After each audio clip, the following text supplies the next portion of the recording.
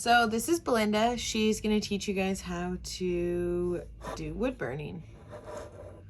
So she'll show you step by step.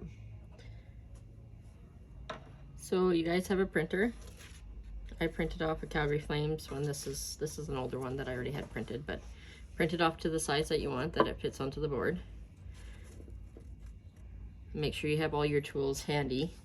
So I outline it with a red pen because if you try and use a blue pen or a black pen, it kind of matches in with the lines and it's harder to see.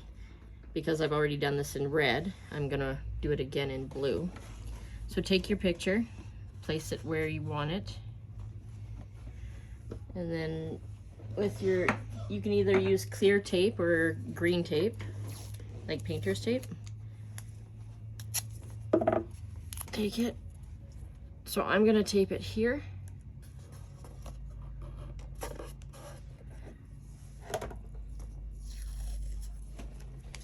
Good thing that wasn't on. Yeah. Like. Don't you have to put your transfer paper down first? Nope. And then I'm gonna put it here. So there's some things that I learn too as I go. I'm by far not a professional. I'm still learning some things as well. So because I've taped both sides, I don't have to cut my transfer paper down. So I can take the transfer paper, I'll slide it up one side. It'll come through the top here. Grab it, pull it all the way up to the top where the tape is, and all the way over to the side. Oh, I pulled it a little too far. Now it's underneath all of it.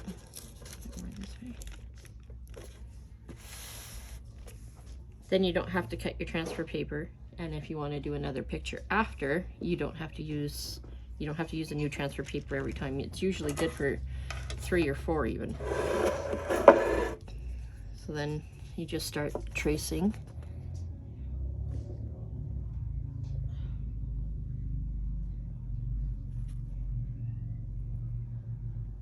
She's using blue because she's already used this stencil, so there's already red on it.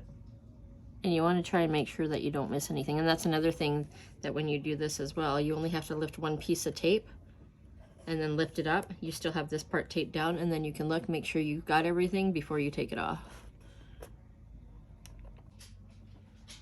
Okay, so I've outlined everything in blue, and I'm gonna undo one side to make sure I didn't forget any lines. And as you can see right here, it missed a little bit. So literally, all you gotta do is take that, because it's still taped on there, like this.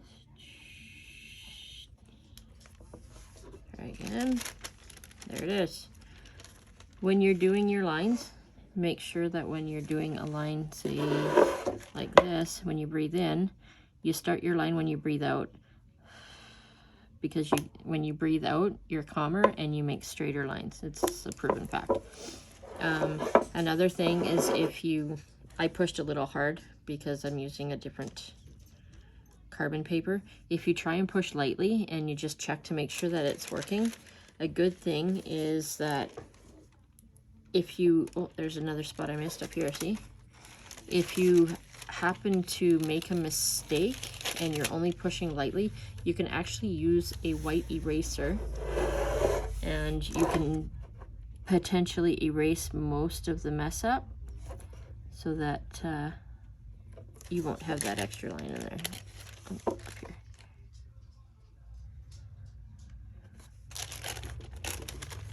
There. And I'm just going to pull this off. So I did leave room. You'll notice there's extra room. I could have made it bigger, but I have another plan to go with it after. So, okay. Our next step. Yep.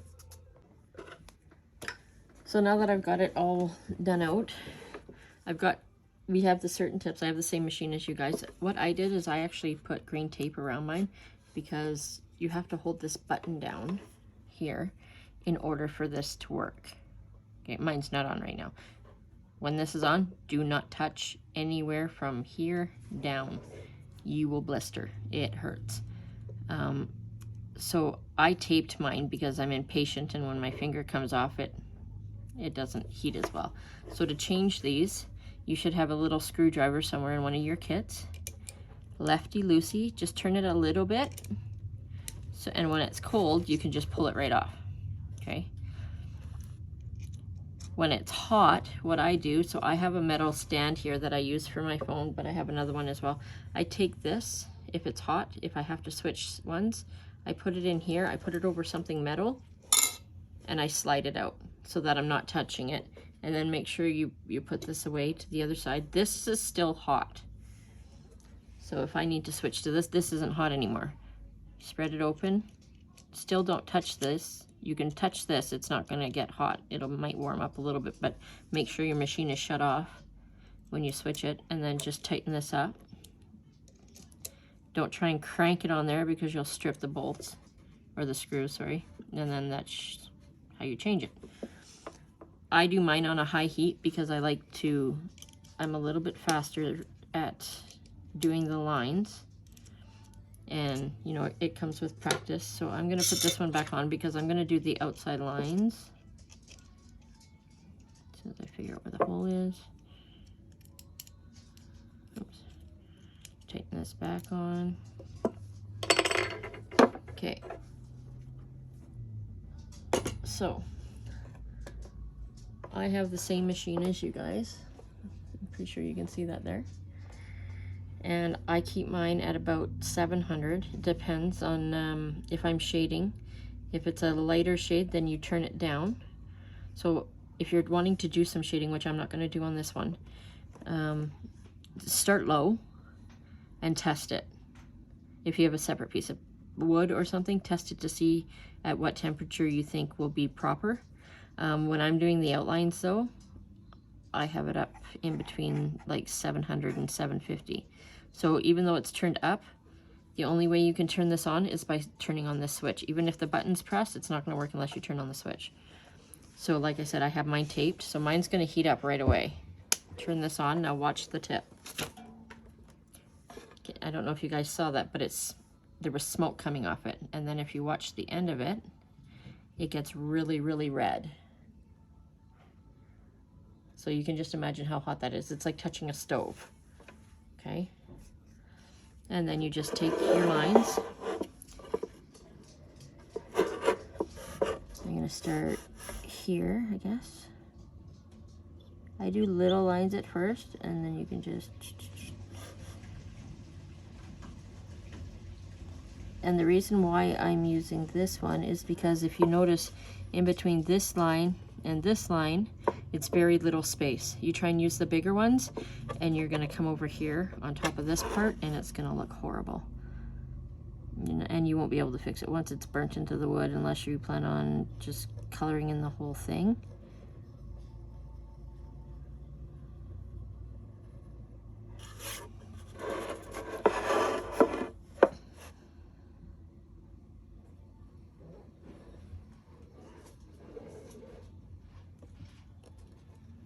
And if you don't want to do it on, like if you say you only have one piece of wood and you're like, okay, I want to make sure I don't make any mistakes, practice. Practice on a piece of wood that you get from outside, or some extra wood from, if you know somebody that's building something and they have some extra wood just laying around.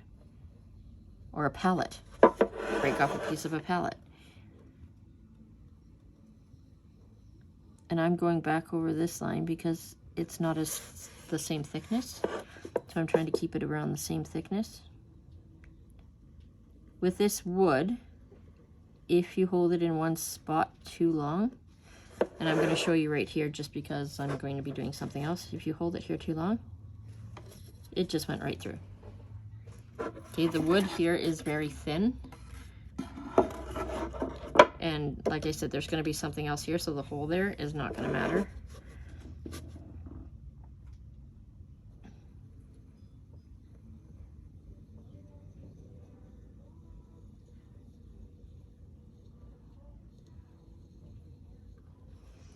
Okay, so I will come back when I have all of this outlined, and then I will show you. So the only part I'm going to be shading in is this part right here. The rest is going to be outlined.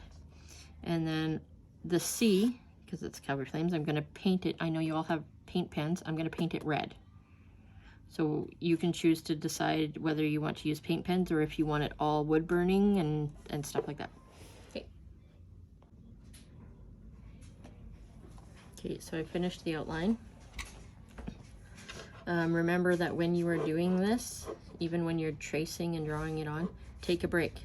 Because if you don't take a break, your hand will get really sore and you won't be able to continue to do it for very long. So make sure you take lots of breaks, make sure you have a drink and stuff like that. So I'm going to switch my end. There it is. So I'm going to loosen here, loosen here. I'm going to put it on top of my metal holder so it doesn't burn anything. I'm going to move that off to the side so it cools down. I like to use this one when I'm doing shading.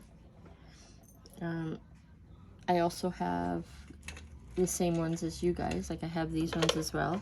I also like using these too, but I'm going to use this one. See how this one goes. This one has a bit more of a point on it, and you can tell I've used this one because it's actually bent a bit. Try not to push too hard because you actually bend your things. This one here I like because I can wiggle it like when you're going around, and I'll show you. You go back and forth like this. So, and here's where, if you're shading, you kind of want to test as to how much heat you want. So I want mine really dark. It's not just going to be a light shade, so I'm going to keep it up high. You've probably seen the smoke there. It's burning off the stuff from last time. And you'll notice here, so what my plan is this part, the inner part, was going to be dark, but I kind of made a mistake here. So I'm able to do something different to fix that. So what I'm going to do is I'm going to instead do this outside part, and take your time. Don't try and rush. You rush, that's when you make mistakes. That's why I made a mistake, is because I was trying to rush. See, right now I've got it too hot. You can see how it's going really dark on the outside. So I'm gonna turn it down a little bit, and you'll notice that it isn't quite as red.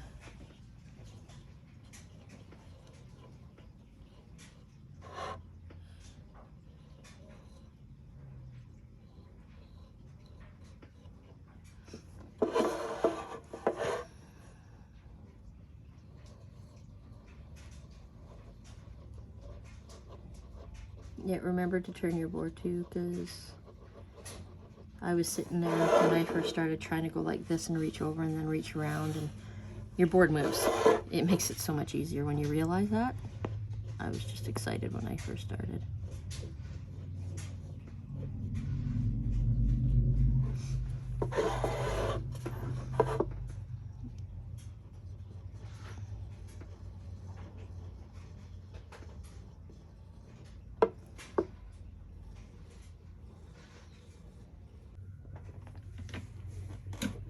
So I'm done the shading. This tool here actually makes it quite quick because it's pretty fast. So what I'm going to do now is, so because like I said I had messed this part up here, I'm gonna do the next line around here with my yellow pen, my yellow paint marker. Okay, and then I'm gonna do the flaming C and these two flames red.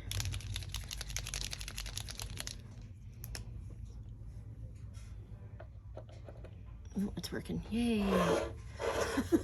Sometimes it doesn't work.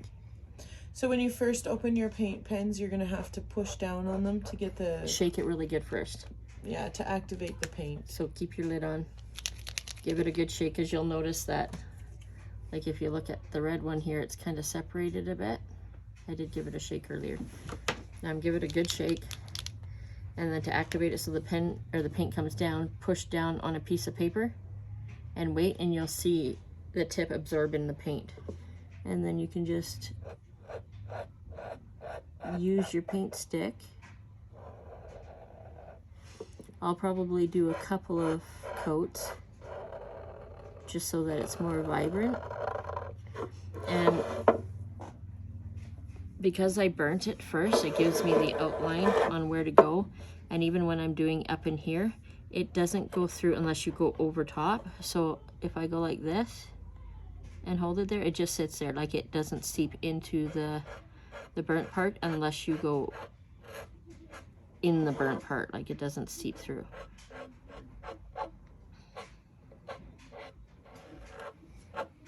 Okay, I'll be back after I'm done the painting.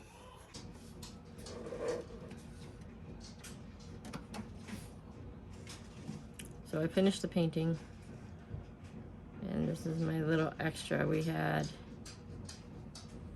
a game that had a bunch of the hockey teams, so I've taken contact cement and I've actually glued them on here, so they'll stay once it dries. And then yeah, you can be creative, add things to it, do whatever.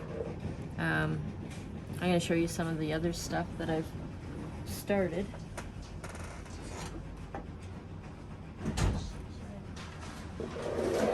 So this, for instance, all the same process. It's just a little more detailed. And then you get into the bigger ones. I don't know if you'll be able to see this. Is it too close? See, I got these pictures from a giant mandala coloring book, and I just taped it on, lined it, and whatever didn't come out, like there was about this much around because the paper was too small, I drew it in by hand, so it would fill up the entire board. So take your time, be patient, and stuff like this. I'll grab a finished one. Where's my finished one? I also did this one. You can see I painted the eyes in blue. I did around here white. This here is actually wood stain. So if you dab it on gently, like you don't cake it on, but you dab it on gently, you'll notice here how none of it got into the part that I burnt. It's because it won't absorb past the wood burning unless you put way too much on. So I had a small enough paintbrush that I got in here too. Everything else on here though is all burnt. This one here, I'm gonna do some shading. So all of these feathers up at the top, I'm gonna start with a darker shade and go really light and have it come down. So I've done that. And this one.